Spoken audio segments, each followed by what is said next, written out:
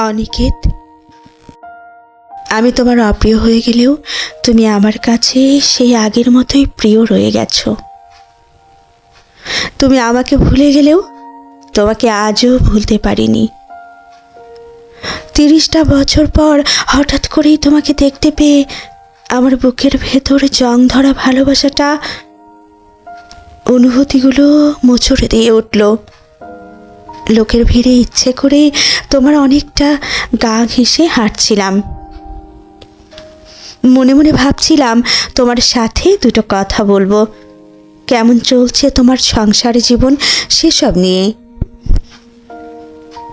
ডানে বাঁয়ে না তাকিয়ে তুমি হেঁটেই চলেছ। সেই আগের মতোই রয়ে গেছো তুমি।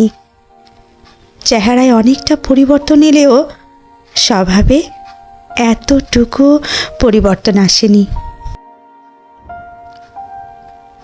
সেই আগের মতোই সবসময় উদাসীন ভাব, মাথা নিচু করে আনমনে হেঁটে চলা, ডানি বাঁয়ে না তাকানো, কোথাও বসে বন্ধুদের সাথে আড্ডা না দেওয়া। যদিও তোমার এমন স্বভাবকে তোমার ব্যক্তিত্ব মনে করিনি কখনো। আসলে তুমি ছিলে একদম সাদামাটা মনের একটা মাটির মানুষ। তোমার এমন স্বভাব ভীষণ আকৃষ্ট করেছিল আমাকে, সেজন্য হয়তোবা তোমাকে ভালোবেসে ফেলেছিলাম। কি আশ্চর্য, এখন তোমার চোখে পুরো লেন্সের মোটা ফ্রেমের চশমা, পরনে ফতুয়া। আগে কারো গায়ে ফতুয়া দেখলে তুমি বলতে, দেখো কেমন কবি ভাব। তুমিও কি তাহলে এখন কবি হয়েছ?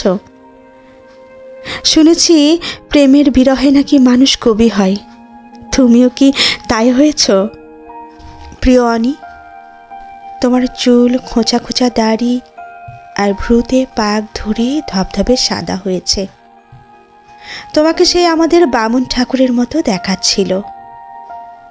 যদিও আমার মাথার সামনের দিকের চুলেও কিছুটা পাক ধরেছে। আগে তো শর্ট হেয়ার কাট দিতে, এখন দেখছি পুরো সন্ন্যাসী বনে গেছো। হতাশায় ভুগছ না তো? সংসারে ঝামেলা বাঁধেনি তো?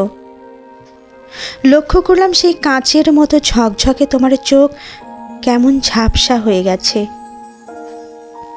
সে কারণেই কি তোমার গা ঘেঁষে হাঁটার পরেও আমাকে দেখতে পাওনি?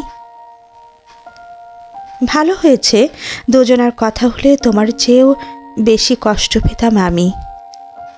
হারিয়ে যাওয়া স্মৃতিগুলো নতুন করে পোড়াতো আমাকে। তুমি কতটা পড়েছ জানি না, তবে আমি ভেতরে ভেতরে পুড়ে মাটি অঙ্গার হয়েছি।